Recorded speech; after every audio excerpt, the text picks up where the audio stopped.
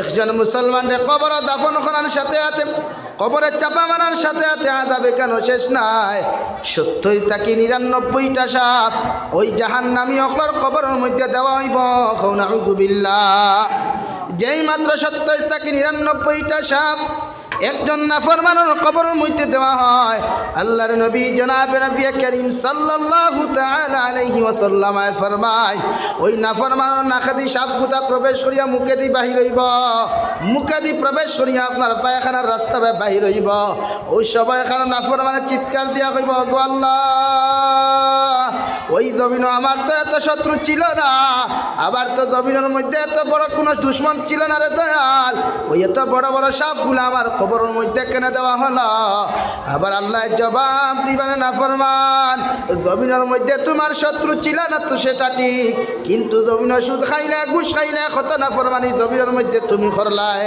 আমি আল্লাহ তোমার জমিনের মধ্যে তোমার নবীর সাকুর ফানির কারণে, তোমার নবীর দোয়ার কারণে তোমার কোনোদিন জমিন আটকাই নাই, ওই কবর দাফন করা হয়েছে। আমি আল্লাহ তাআলা তোমার কবরের মধ্যে আযাব দিয়া যাইয়ার কিয়ামত পর্যন্ত কোনোদিন শান্তি পাইতায় নাই।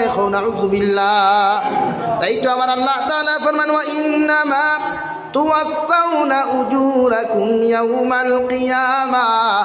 বন্দা, কবর দিন থেকে মৃত্যুমার লগে লগে তোমার দিন থেকেটা শেষ নয়। ওই কিয়ামতের ময়দানে আমি আল্লাহর সামনে তুমি হাজিরি দিবা।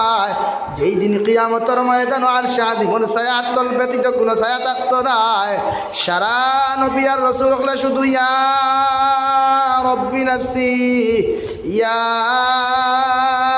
রব্বি নাফসি খুয়া খান দিবা। এই সময় এখানে সূর্য আদা তুফরে থাকব। তাফসীরে জালালাইনের মধ্যে ফরমান, সূর্য ওখানে একা তুফরে থাকব, পায়ের তলার মধ্যে কোনো মাটি থাকতো না, পায়ের তলা ওখান তাম্বায় পরিণত হয়ে যাবে। সমস্ত মানুষ জাতির শরীরের মধ্যে একটু কাপড় থাকতো না, তাগাও থাকতো না। ওই সারা মানুষে দুনিয়ার জমিনের মধ্যে যখন আরাম করবো, ইলা কোনো আরাম পাইতো না। আল্লাহ সূর্যরে কইয়া দিবারে, সূর্য তোমার মধ্যে যে পরিমাণ তাপ আর উত্তাপ আর ভোল্টেজ আমি আল্লাহ দিয়া দিছি, ওই সারা ভোল্টেজগুলা তুমি জমিনের মধ্যে নির্ধারণ করো, জমিনের মধ্যে নিক্ষেপ করো। আমি আল্লাহ তোমার সম্পূর্ণ আযাব দিয়া দিয়ার সারা নাফরমান অখলর উপরে উপরে তোমার সারা ভোল্টেজ তুমি নিক্ষেপ করো, যাহাতে ওরা কিয়ামতের মাঠে সামান্য লাগে আরাম না পায়। নাউযু বিল্লাহ। হযরত আয়েশা সিদ্দিকা রাদিয়াল্লাহু তাআলা আনহা ফরমায়, গে নবী, কিয়ামতের ময়দানে কি আমি আয়েশা উলঙ্গ অবস্থায় দাঁড়াইমু? আল্লাহর নবী জনাবে নবী করিম সাল্লাল্লাহু তাআলা আলাইহি ওয়াসাল্লাম ফরমায়, ও আয়েশা, কিয়ামতের ময়দানে তুমি নবীর মেয়ে হও আর নবীর ছেলে হও না কেন, নবীর স্ত্রী হও না কেন, ওই কিয়ামতের ময়দানে সারা মানুষ কিয়ামতের দিন উলঙ্গ অবস্থায় দাঁড়াইব। নাউযু বিল্লাহ। হযরত আয়েশা কইলেন, ইয়া রাসূলুল্লাহ, ওগো আল্লাহর নবী, কিয়ামতের ময়দানে আমি আয়েশা যদি উলঙ্গ অবস্থায় দাঁড়াই, সারা মানুষে তো আমি আয়েশার শরীর খান্তা দেখি লাইবা। আবার নবী জেলা গেলে কইলা, গো আয়েশা, ওই কিয়ামতের ময়দানে সারা মানুষ জাতীয় নিচে দিছাইব, সামনের দিকে তাকাইবার পর্যন্ত ক্যাপাসিটি থাকতো নাই।